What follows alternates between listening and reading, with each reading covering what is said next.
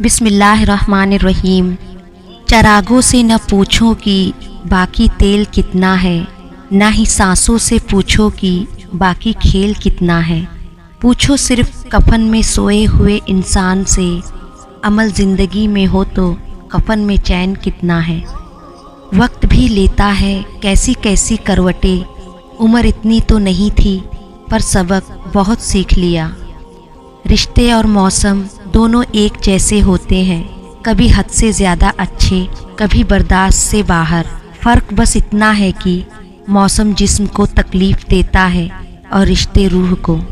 खूबसूरती के लिए चाहे हम सारी दुनिया का चक्कर लगा लें, अगर वो हमारे अंदर नहीं तो कहीं नहीं मिलेगा।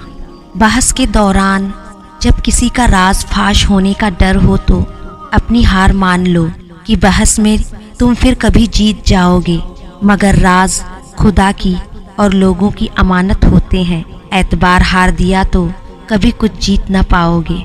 सबसे बड़ी गलती जो ज़्यादातर लोग करते हैं, आधा सुनते हैं, थोड़ा समझते हैं, ज़्यादा बताते हैं। लहजे में नरमी हो तो अल्फाज भी शिफा देते हैं। इखलाक ये है कि अल्लाह की रज़ा के लिए अपने मिजाज को बद अखलाक ना होने दे, मगर तुम जानते ही कब हो कि लाठी रब्बुल आलमीन की बेआवाज़ होती है। जानते होते तो यूँ जिंदगियाँ अजीरन न करते औरों की। ये भी तो हो सकता है ना, उस रब ने आपके ज़ख्मों में बीज बोए हैं, जिनसे वक्त आने पर गुलाब निकल आए। दिलों में बसने वाले फूलों के जैसे होते हैं, दुनिया से चले भी जाए तो पीछे यादों की खुशबू छोड़ जाते हैं। किसी को इतना मजबूर नहीं करना चाहिए कि वह खामोशी तोड़े और लफ्ज़ों से तुम्हारी धज्जियाँ उड़ा दे।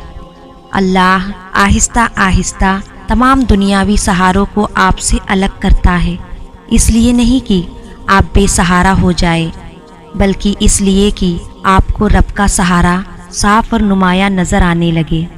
ज़िंदगी में कुछ लोग खुशबू की मानिंद होते हैं, साथ नहीं होते, नज़र भी नहीं आते, लेकिन इनकी चाहत, इनका खुलूस और इनकी बातें ताउम्र हमारी सोच में, हमारे अल्फाज में और ज़िंदगी के हर पहलू में महकते रहते हैं। अच्छे इखलाक वाले लोग हमेशा के लिए दिल में बस जाते हैं।